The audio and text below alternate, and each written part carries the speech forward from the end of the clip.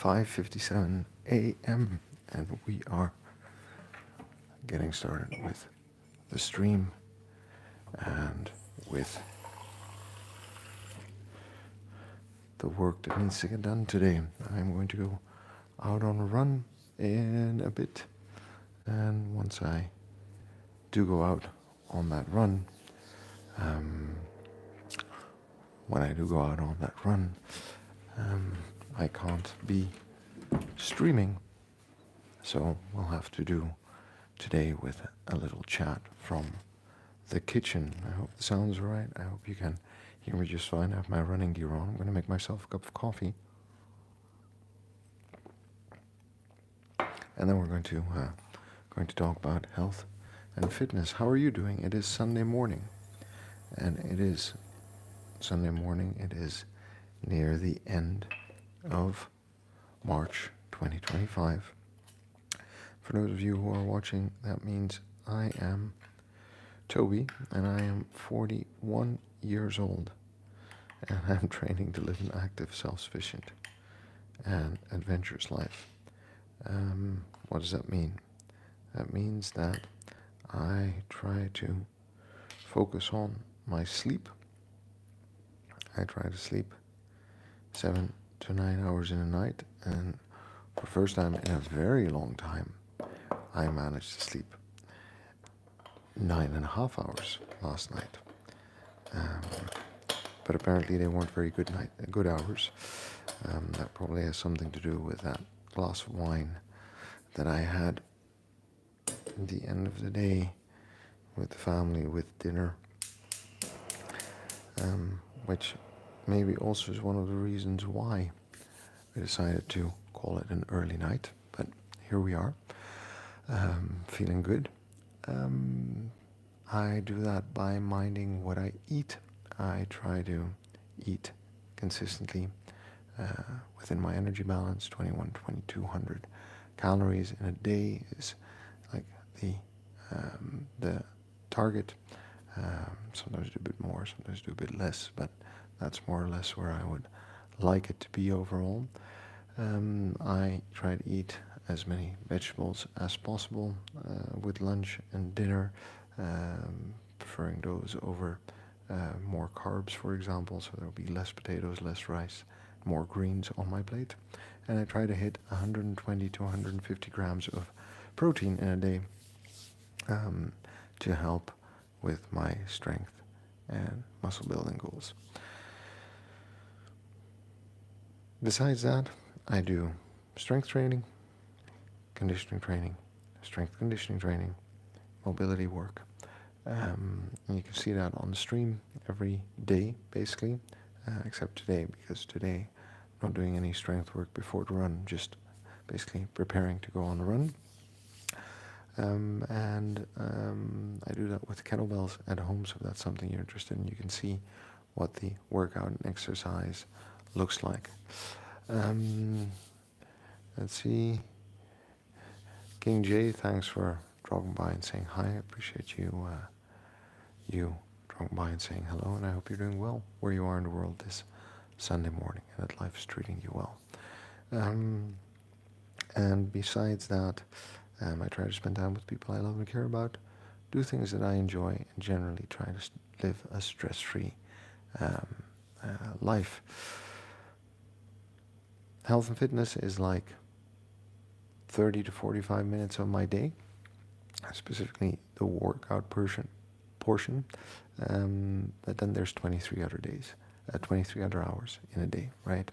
So what do I do there? We can talk about that a bit more as well, because this is not about the way I look, this is about the way I feel. I want to feel fit, capable, and competent as I go through life. And there are two big reasons for that, right? The one is that I've understood that life expectancy is increasing. However, it is not always a given that those last years are going to be spent in good health.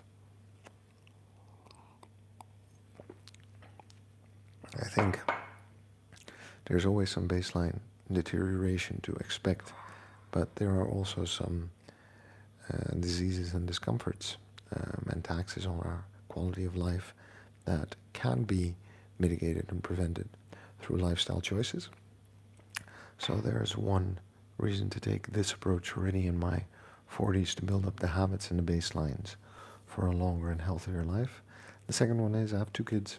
I would like them to have an active dad and a good role model in terms of what an active and adventurous life could be. So being available for them and showing them that mom and dad are active, mom and dad exercise, mom and dad eat healthy, mom and dad take time to prepare food, mom and dad live a somewhat conscious life is also a goal. The daily goal, the only daily goal I have is to show up for those 30 to 45 minutes, sometimes an hour, to do the workout. That's it. If I can do that every day of the year, I think I'm good. And the workout some days is simply mobility and core, other days is very heavy kettlebell, other days just going out for a run. But as long as I can do one thing in the morning, I'm off to a good start. By way of introduction, if you're watching this channel, that's what you can expect, and that's what I bring here and what I do. And while I do my workouts, I talk about health and fitness. And this week we're talking about sitting, so I'm just going to talk about sitting for a little bit before we're going to do a reflection on my wheel of life, and maybe that wheel of life is also going to be able to help you take certain steps or reflect differently on certain aspects of life related to health and fitness for our longevity. So we talk about sitting, right? And there's a reason we want to talk about sitting. It's because life today, I have to work on hydrating before the run. Life today is very different from life 50 years ago. It's very different from life 100 years ago. It's definitely very different from life 300 or 400 years ago. And two of the major shifts are the following, and you are going to recognize this in your day-to-day. The first one is that there is an abundance of food available around us. Unless you're watching this from a place outside of Western Europe or outside of the United States, if you look around, right, there are so many options of food. Where I live, there are 5 supermarkets within walking distance. They're always stocked to the brim every day. There's a market twice a week, and we can have things delivered to our house if we would want to on the same day, or we could order other things that are delivered within a couple of days. So there's no shortage of food whatsoever. It's in constant supply. Not only is there a constant supply of food, but we also have an abundance of it. Frank Ava. Have I ever tried Pavel's simple and sinister program?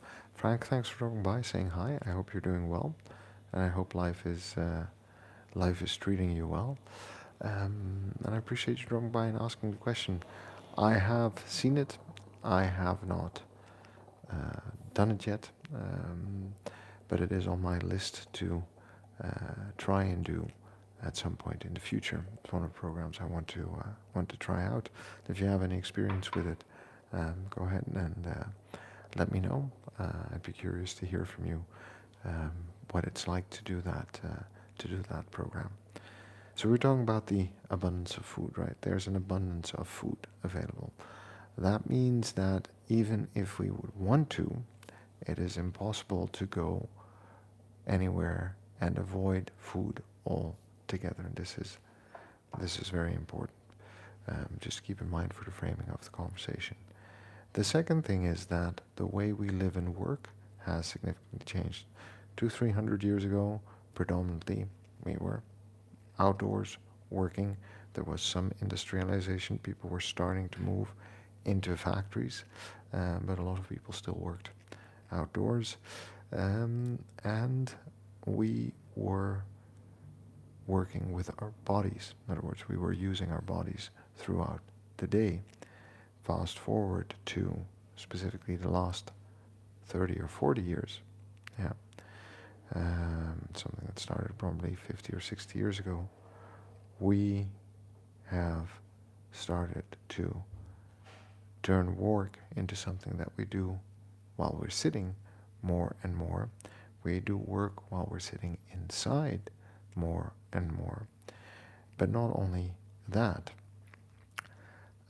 the level of comfort that we generally experience in life is very different from the level of comfort 70, 80 years ago, 100 years ago, 300 years ago, where it is very appealing to sit inside at home in the evening because entertainment is cast at us through a big television screen.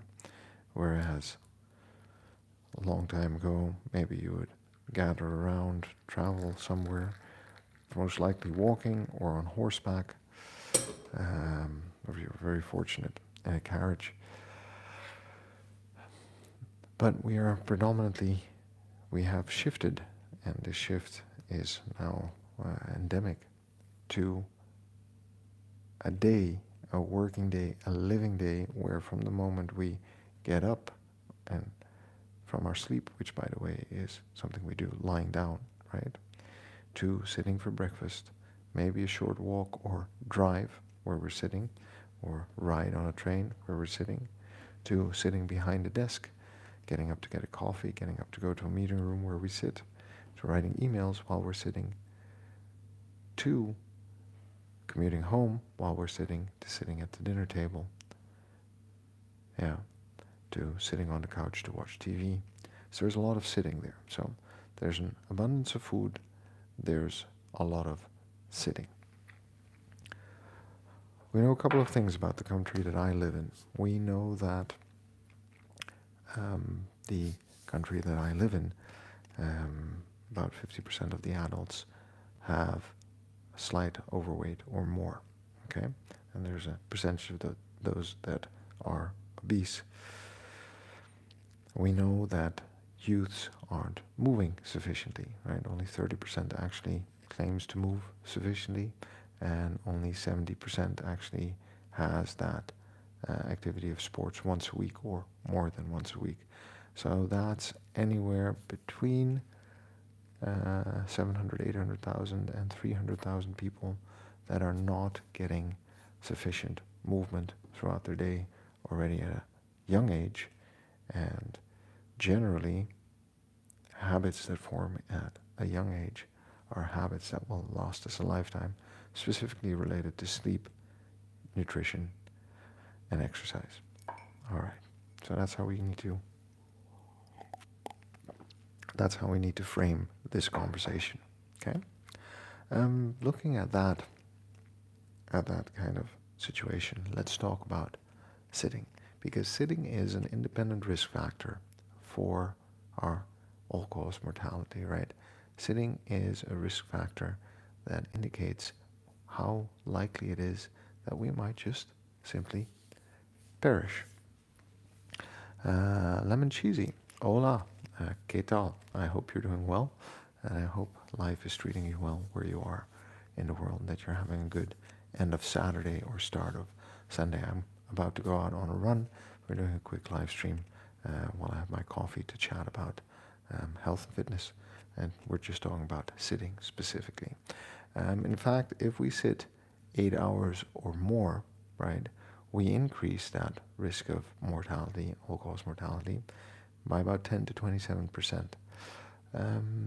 So independent of all of the other things that we're doing, simply the fact that we might be sitting a lot is probably going to cause problems down the line. It doesn't mean we're going to die, but it does mean that we aren't setting ourselves up for a long, healthy, and active life. Gary G, I'm doing kettlebell halos because no excuses. I think that's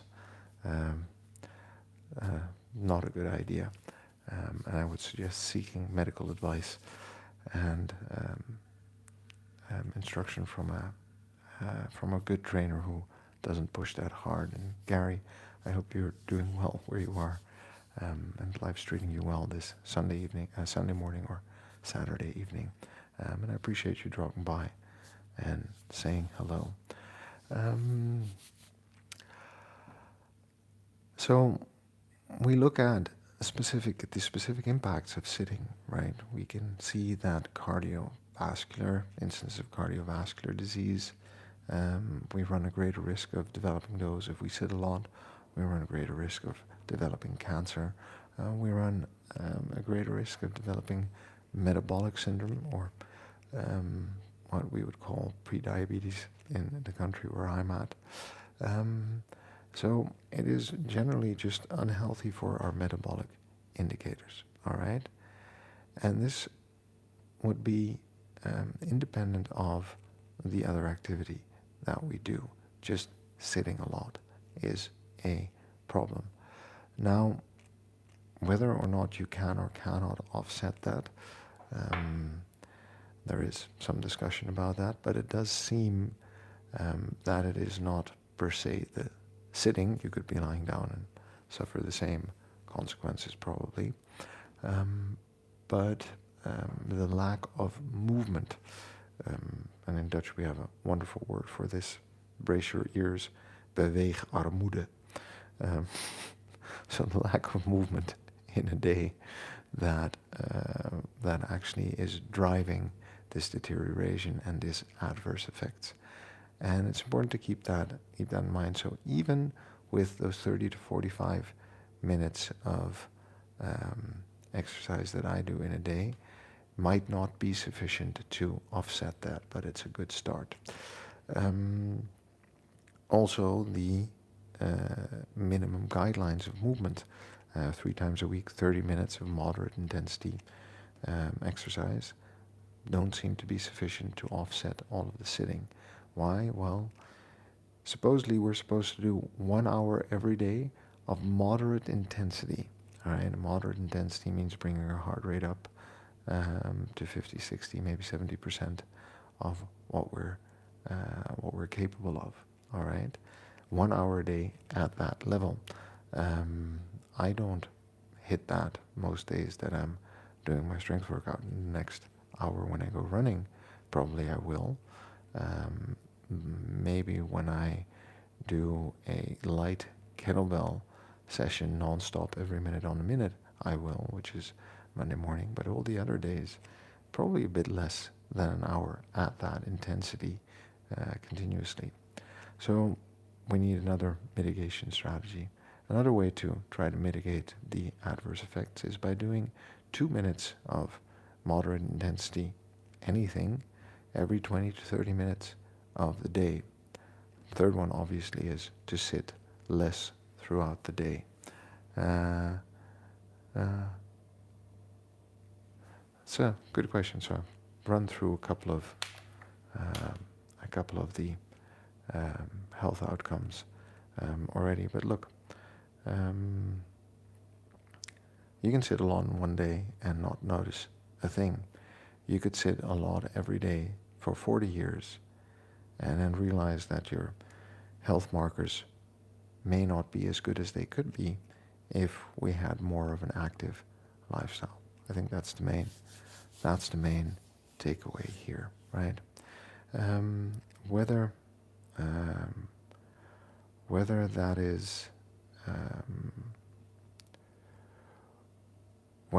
is gardening or running or cycling or dancing, or going for longer walks multiple times a day, it's completely up to you. Maybe there's a way to avoid sitting altogether. The main thing here is that in an environment where there is a lot of food, meaning that we can always meet our minimum calories threshold or our energy balance to sustain our living, where we reduce the amount we move, whereas we are made to move, where we are made and very capable of being very efficient with our energy intake and output through movement and exercise and activity, we set ourselves up for a whole slew of challenges throughout life if we don't actively manage that portion of 1 to 4 hours a day where we could actually be active and moving. So a couple of things that I will do throughout the day, right? I wake up and I exercise. It's one, so we're getting some movement in. I will walk around the block to get to the station from where I start my commute. I will walk around the block to get to the office where I start to work. I walk up the stairs. In the office, I take the stairs rather than the elevator. And there are a couple of meetings a day that I try to plan in while we take a walk outside. It's usually 20 or 30 minutes, sometimes a full hour. I also try to do those before and after lunch to help manage um, the insulin processing that my body is capable of doing, because we know that actually moving, just simply walking, especially I think after a meal, helps with the processing of the food and managing the insulin levels. So that also helps mitigate a little bit of this dip in the afternoon. And that's basically how I go through my day, because I understand that a lot of my work actually is related to sitting, and I would not want to get caught up, find out later that there were very simple, easy things. Cost me 5 minutes to walk up a couple of flights of stairs, cost me nothing to go for a 30-minute walk with a colleague who I'm meeting anyway, or to do that call by phone rather than by VC, because it gets me away from a screen, helps my eyes and mind relax while we're thinking and talking on the phone, to do things that way. I think it's actually a net benefit overall.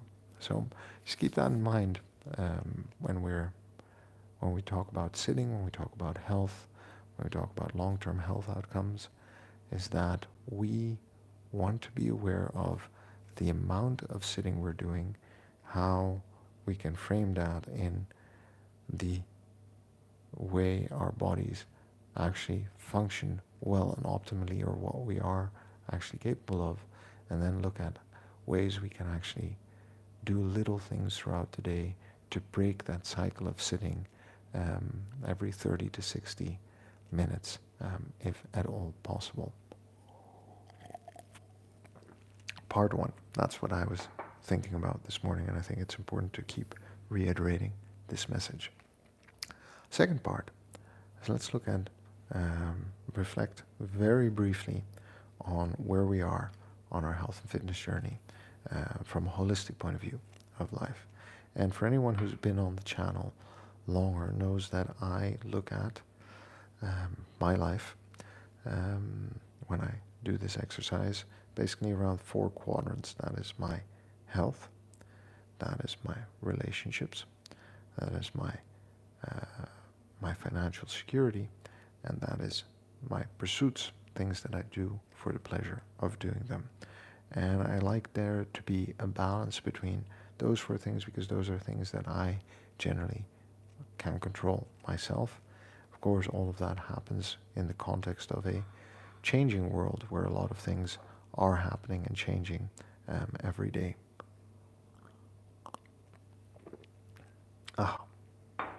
That first sip of coffee of the day is always very good. So, looking at that wheel, right? Let's break down health for a moment, because there are subcategories of health. There is my physical health, which at this point in time is pretty decent and pretty good. I've been putting in the work, I've been mindful of it. I feel strong and capable. I know I can go out for a 5-kilometer run in 30 minutes if I want to. I know I can climb 21 flights of stairs in 5 minutes on a daily basis.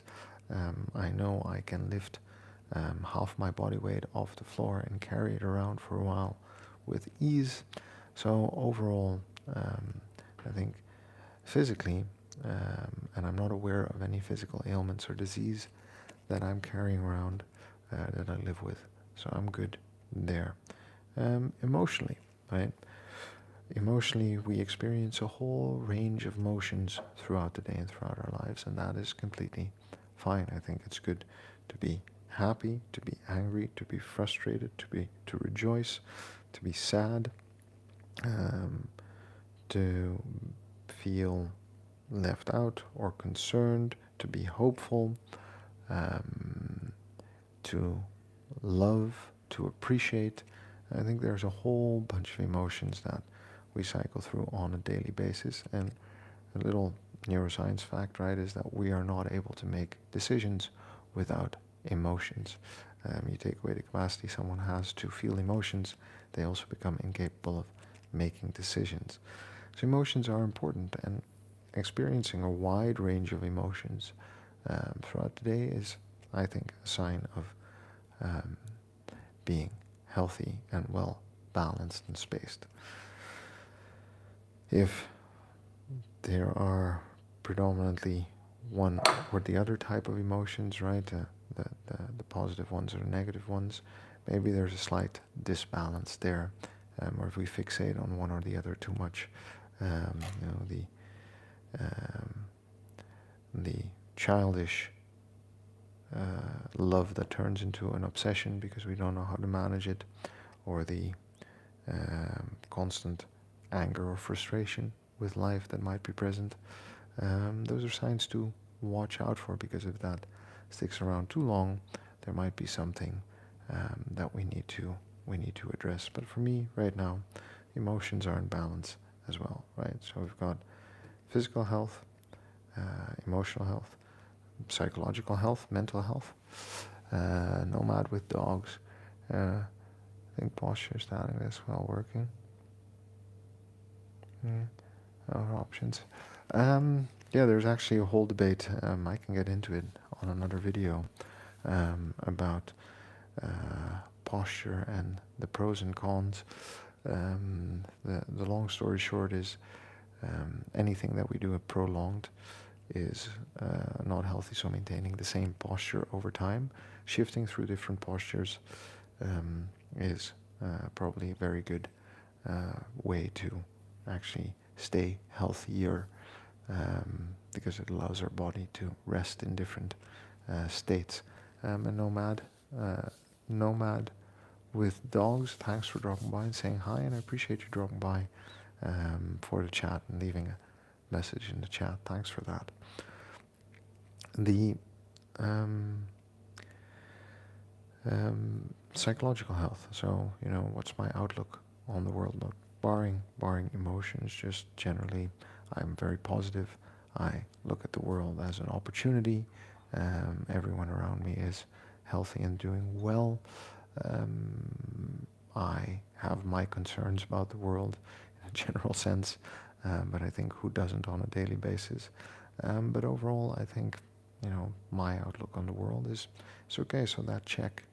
I'm almost not getting any signals or any friends, because believe me, I do have friends who will tell me, you seem a bit somber now, or you know, you're spending a lot of time thinking about the past. Is everything going okay? Because I get a bit melancholy when I am, or melancholy, I think is the correct way of saying that, when I am actually spending a bit too much time ruminating on life without being productive about it. And then for some people, there's spiritual health. For me, that's not a big one, but I think if that is a big part of your life, it's good to do a check-in there. And the last one I always check in terms of health is finances. And this is the one that people usually put in another bucket, but I will put it directly in health. And I'll tell you why I put finances directly into the bucket of health. Because statistics after statistics show that there are a couple of drivers of health disparity. Education and social class. And both education and social class in some ways are related to how well we're doing financially, right? So if we don't have our finances in order, if we are struggling there, it is very hard to maintain a positive outlook on life. It is very hard to not be frustrated all the time. It is very hard to find the time to invest in health and fitness, or the money to invest in health and fitness, if we are struggling to put food on the table every day. So putting finances front and center in the quadrant of health, for me, puts into focus that it's nice that I can do all of these other things because I'm fortunate enough to have a stable income and a stable financial basis that I've built up over the last 15 years. Um, well, I appreciate that. Thank you very much. And I'm glad. That's very nice to hear, and I appreciate you coming on this morning and letting me know. And I appreciate you watching and sticking by on the channel, dropping by on the channel and following some of the workouts. Thanks. So, understanding the key role that finance plays in health. At this point, because we have a whole quadrant dedicated to finances, I don't spend too much time on it, but I just do a quick check-in, like, all right, is there steady income? Yeah. Is there enough in savings? Yeah. Okay, do I have anything to worry about? Any big expenses or things that might happen that are going to put me at a financial disadvantage at the moment? No. Good. If the answer is different to any of those questions, then that means that we have maybe a structural or temporary problem there that is going to affect our health and well-being. Just something to be aware of. It's how I look at it. It's not how most people look at it, but I find that most productive and helpful. All right. Then going on to relationships, starting with the people I love and care about most, right? My direct family. I love them very much. I have the impression that they love and care about me very much. Right? So I think we're good there. But barring impressions and concerns, it is about the time investment that I'm able to make. So do I speak with my wife regularly? Like, do we actually have conversations and time together? Do I speak with my children regularly? Do we have time to play and have fun together? Is there something that needs to happen there? The answer at the moment is no. I think that's all going the way it's supposed to be. And then from there, I expand that to my family and friends. So do I see my parents? Am I in touch with my parents? Am I in touch with my friends? Do I see my friends enough? And usually that's the area where there's always room for improvements. There are too many friends that I haven't connected with sufficiently over time. And it's still my goal this year, we're heading into April, to see all of my friends at least once. And not everyone lives close by. Some people we have to travel for, whatever. But it is the ambition to try and find that time and space to connect with them, and to maintain and build that friendship. My parents, different story, because they do live a bit away, but because we have children, they come and visit, sometimes take care, we go visit, and have a structural arrangement to make sure that they get to spend time with me, but also with their grandchildren, who they dote on. So that's completely fine. But specifically in the first bucket with my wife and children, we're doing things together. Are we talking? Am I aware of what's going on? Am I involved in their school life, in their friends' life? Yesterday, my oldest son had a play date with one of his friends, and I chatted with his friend's father for 2.5, 3 hours while they played and had a good time together. Those are little things, right, where going from family and friends to communities. As two fathers, we are part of the same community of the children in school. Are there other communities I'm a part of? Well, this is one, right, for the people who are watching. We form a community. My work and colleagues, it's a community, people that I see 20 to 40 hours a week, to school, and maybe a sports club or something else that I might get involved in. So, what are my children doing? Maybe I can contribute there to also help build that community. And of course, the street and the neighbors is a community that I'm a part of. So when I look at my relationships and where I stand in those relationships, just worth cycling through where I am able to put my time, where I'm not able to put my time in, and also where maybe it is necessary to put some time in for a balanced and healthy life, because if my friends and family are doing well, it's more likely that I'm going to be doing well also. If the kids in school are doing well, if the community is doing well, it's more likely that my child is going to be doing well in that community as well, right? If my colleagues are doing well, if we have a good culture in the workplace and everyone's having fun and enjoying the work they're doing, then we're all doing well. It's the part of our place in society that we sometimes forget. It's not just about the friends and flying out to meet the friends elsewhere, because in the place where we live and the surrounding area is also very much determines how well we are doing in life. All right, the sun's up, so I need to get out for that run, but let's continue cycling through this because I think it's an interesting conversation. So overall, I think there's a couple of friends that I need to reach out to and set up a chat, a dinner date with. And there's probably a bit more involvement that I could do in one of those communities. Not sure which one yet, but probably related to my son's sports and activities. It's probably one where I might look for opportunities to be a bit more involved.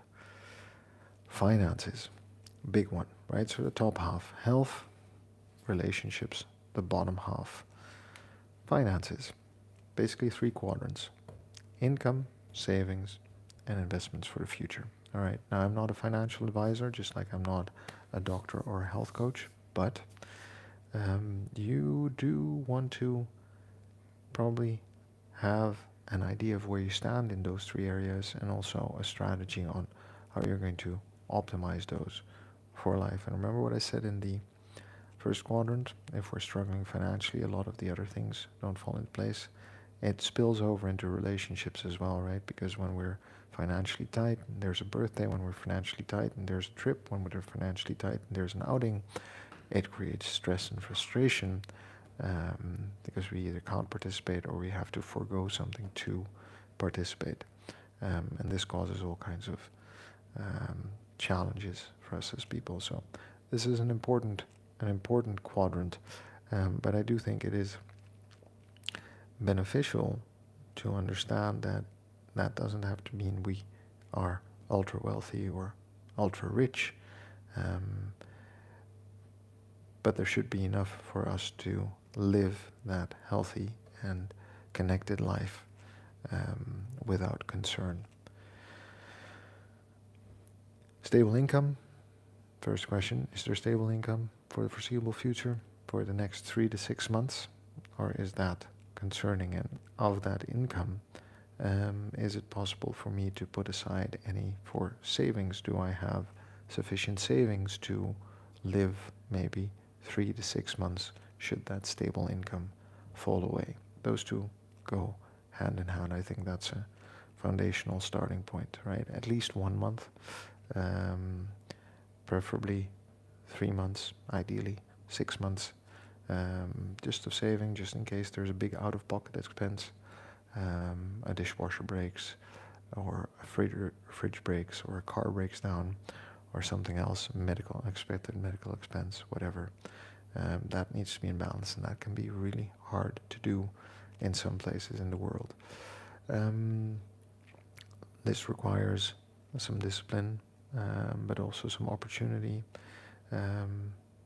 but also I think life circumstances that enable you to build that solid base. And I can tell you I've come from very far 15 years ago, so I know that's not always easy and as simple, but those are probably the 2 basics. And then from there, once we have that in place, we can look at the future and long-term investments, and how we can set ourselves up for a somewhat stable and safe future. Again, I'm not a financial advisor, but my strategy is those three things when it comes to finances, and I check in on those if those are doing well or not. And generally, right now, they are.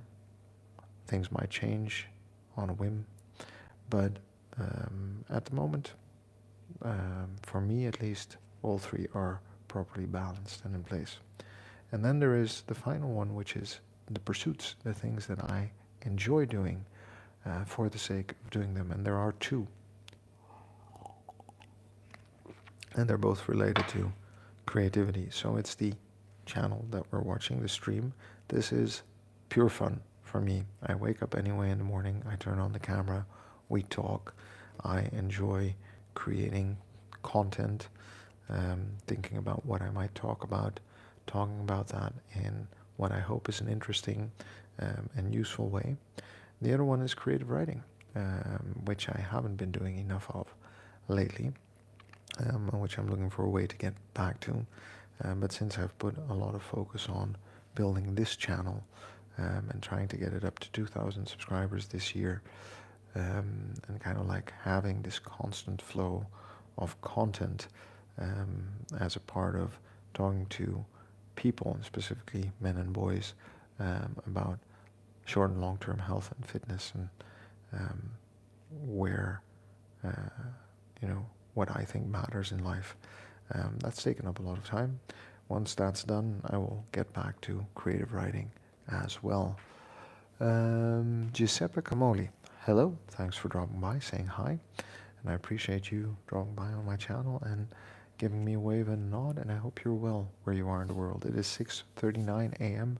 where I'm at, and I'm about to go out on a run, just cycling through the last bit of the conversation this morning. So, you know, am I spending enough time there? No, but overall, I also understand why I'm not spending enough time on creative writing specifically. Maybe once a week I'll scribble something so it's not completely out of my life, because I'm investing a lot more in the other pursuit, which I find important, which is also doing quite well at the moment, and I'm enjoying that process of storytelling on video very much. So there you have my kind of wheel of reflection. We look at my health, we look at my connections, we look at finances, and we look at pursuits. And generally I try to have a balance between those four quadrants and the subsections there.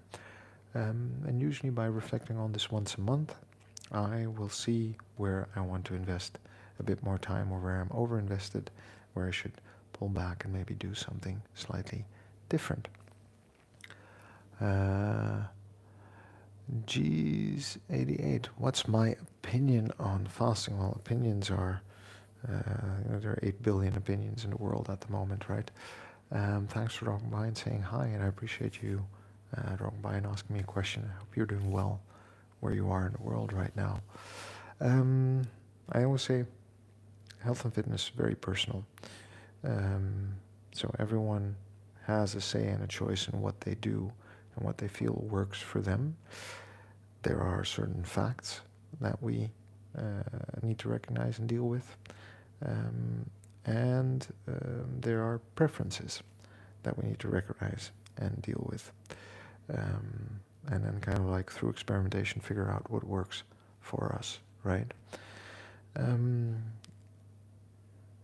In terms of what I understand about fasting, I think it is not harmful. It can be beneficial, but it's also not a solution for all the health and fitness challenges that everyone faces.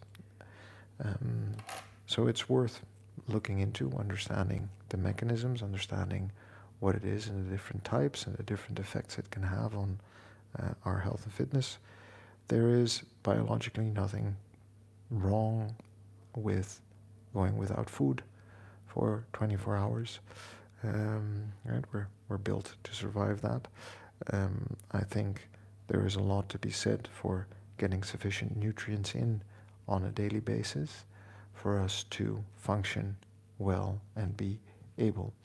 And then you look at people who are fasting, whether for health reasons or for religious reasons, there don't seem to be that many detrimental effects to doing it once in a while, to having it as a part of your lifestyle. Doesn't work for me. I like food. I don't like feeling hungry. It costs me a lot of mental energy to then not pick up the food. But generally speaking, I mean, if it works for the individual and there's no adverse health effects, I don't see any reasons why it's not something that you could try or incorporate into a routine in life. And I hope that answers your question.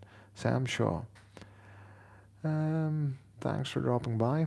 And I appreciate you being interested in my dietary habits.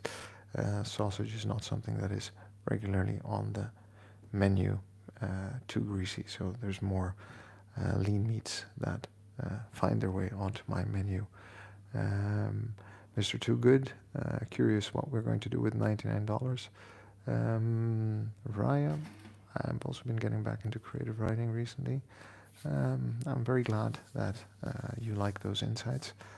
Thanks for dropping by and letting me know, and I hope you're well where you are in the world. Sam Shaw, a year bad cells, etc. Well, there you go. So there's some more insight there on, some of the effects of fasting, right? Eczema, my skin was in bad condition. Geez, thanks very much, and I appreciate your question. There you have some insight from the other people on the chat as well. I suggest looking up people like maybe Rhonda Patrick on fasting. Maybe Rich Roll probably has one or two interviews with people on fasting. Maybe Peter Attia will have some people on fasting. Maybe BioLane, Lane Norton probably has some content on fasting. Rhonda Patrick specifically, because she sometimes also talks about women more than men, because there are different health outcomes across the sexes. I think I'm picking the right word there, right? The one that's assigned at birth. Watch that, and maybe there's something there to learn from. That's all I have for you this morning. It's 6:45. I'm going to go out for my Sunday morning run. I appreciate you dropping by, saying hi. For those of you who are watching, my name is Toby. I am 41 years old, and I'm training to live an active, self-sufficient, and adventurous life. I do so by minding my sleep, trying to get between 7 and 9 hours in a night. I do so by minding what I eat. I try to eat within my energy balance, 2,200 calorie-ish a day. I try to eat lots of greens and vegetables to get those nutrients in, and I try to get 120 to 150 grams of protein in. I do strength workouts, I do strength conditioning workouts, mobility workouts. Try to spend time with people I love and care about, do things that I enjoy, and generally live a stress-free life. This is about the way I feel, not about the way I look. So if this is something you're interested in and you want to follow my workouts or chat with me about health and fitness, go ahead, subscribe to my channel, and we can continue the conversation. Thanks for watching. Remember, you're good just the way you are. We've got to love ourselves before we can move on. And the only way to get anything done is by showing up and doing the work. So I'm going to turn off the camera and go for a run. And remember, friends, subscribe.